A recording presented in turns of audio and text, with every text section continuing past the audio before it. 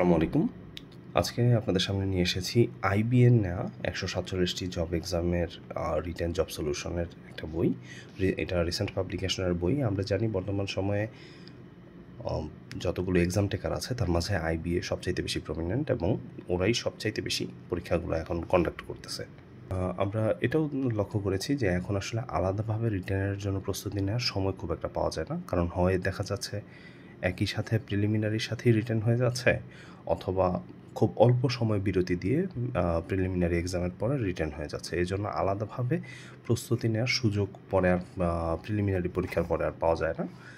তো এই জন্য আসলে শুরু থেকেই প্রস্তুতি নিতে হবে। এখানে আমরা যদি দেখি এই বইটাতে কী কী রচনামূলক জিনিস রয়েছে, যেমন ইংরেজি রচনা বা ফোকাস রাইটিং আছে ১১৫টি, বাংলা রচনা বা ফোকাস রাইটিং আছে ৬০টি, অনুবাদ মানে বাংলা আছে ৩৫টি, ট্রান্সলেশন আছে ৮৩টি, টাইটেল রাইটিং আছে 10টি, এরকমভাবেই বাকি জিনিসগুলো আছে। এই বইটা হচ্ছে নভেম্বরের এডিশন, নভেম্বর ২০২৪-এর এডিশন, এবং এই বইটার দাম পড়েছে 280 টাকা।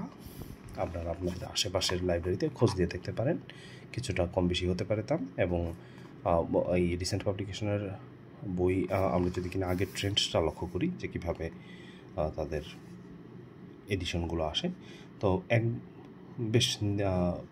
বেশি সময় বিরতি দিয়ে যে তাদের এডিশন আসে তা না। তো দেখা যেতে পারে আপনারা লাইব্রেরিতে গিয়ে খোঁজ নিয়ে দেখতে পারেন, খুব শীঘ্রই হয়তো নতুন কোনো এডিশন আসতেও পারে। তো এখানে আমরা যদি দেখি, যেমন বিভিন্ন ব্যাংকের যে এমটিওর এক্সামগুলো আছে তা প্রায় ৮০% আইবিএ নিয়ে থাকে, এবং বাংলাদেশ ব্যাংকের এডির এক্সামও একসময় আইবিএ কন্ডাক্ট করতো। তো সেই প্রশ্নগুলো আছে, এবং এখানে তুলনামূলকভাবে পুরাতন প্রশ্নগুলো আগে দেওয়া থাকে, নতুন প্রশ্নগুলো পরে দেওয়া থাকে। আর আরেকটা ব্যাপার হচ্ছে আইবিএ যে শুধু প্রথম শ্রেণীর নবম গ্রেডের অথবা এমটিও টাইপের এক্সামগুলোই কন্ডাক্ট করে তা না, তারা অনেক সময় তার চাইতে নিচের পদের যেই পরীক্ষাগুলো আছে সেগুলো কন্ডাক্ট করে। যেমন দেখুন, এই যে অর্থ মন্ত্রণালয়ের স্টেনোগ্রাফার বা শার্টলিপি কাম মুদ্রাক্ষরিক যেই এক্সাম আছে এটাও তারা নিচ্ছে। যে ডাটা এন্ট্রি অপারেটর, এগুলোও তারা নিয়ে থাকে। ওই এনএসআইয়ের যেই এক্সামগুলো আছে ছোটো গ্রেডের সেগুলোও তারা নিয়েছে দেখা যাচ্ছে। তো আমরা এখানে যদি লক্ষ্য করি, এখানে কিন্তু দেখতে পাবো যে রিসেন্ট পাবলিকেশনের অন্যান্য বইয়ের মতোই এখানেও নতুন পরীক্ষাগুলো পরে দেওয়া আছে।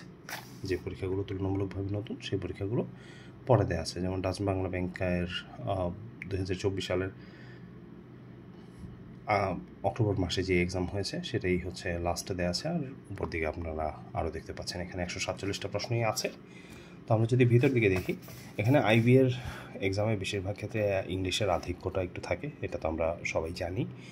কিছু কিছু এক্সেপশনাল জিনিস আছে যেটা কিনা অন্যান্য এক্সাম টেকাররা দেয় না, সেটা আইবিএ দেয়। আবার আইবিএতে বাংলা জাতীয় যে প্রশ্নগুলো আছে সেগুলো তুলনামূলকভাবে একটু সহজ হয়ে থাকে।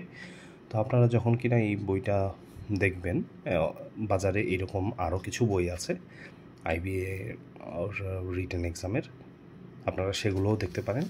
তো তবে আমি যখন এই বইটা নিয়েছি তখন অন্য যে বইগুলো ছিল সেগুলো অ্যাভেলেবেল ছিল না, এবং কবে আসবে সেটাও দোকান থেকে বলতে পারছিল না। তো এই কারণে আমি এটাই নিয়েছি।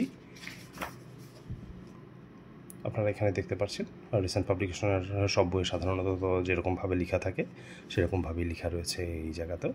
তো আজ এই পর্যন্তই, ধন্যবাদ, আসসালামু আলাইকুম।